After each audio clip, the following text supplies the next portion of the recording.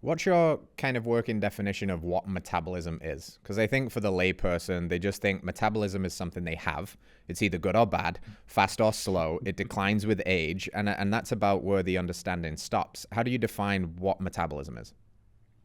Yeah, so I think that's a great question. So metabolism is the ability to take a substrate, whether that's carbohydrates or fats, those are your two main fuel sources, and to oxidize them or essentially burn them and create ATP. And so inside the cell, the oxidation process, like a slow combustion, where you're taking electrons off of your fuel source and you're using them to create energy. So ATP, which is basically energy.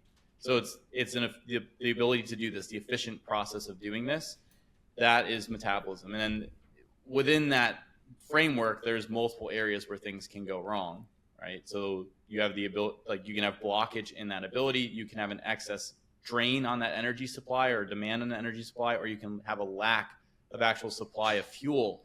So at multiple places you can have breaks there, but metabolism is that flow process of fuel into the mitochondria, into the cell, and an energy output in the form of ATP. And when you said combustion of fuel, like breaking it down to give you an energy substrate, you only mentioned carbohydrates and fats. Why didn't you talk about protein? So amino acids, so protein is composed of amino acids, so the building blocks of proteins. And the amino acids can be oxidized as a substrate, but more often than not, the primary substrate, the primary fuel sources that we're going to use are going to be carbs and fats.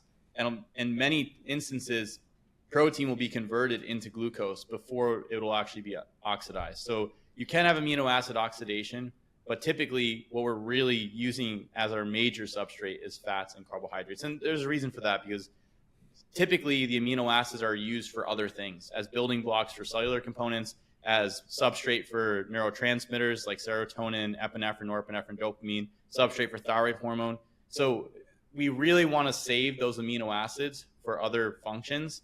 They're not really the best fuel source, whereas carbs and fats are much better fuel sources across the board.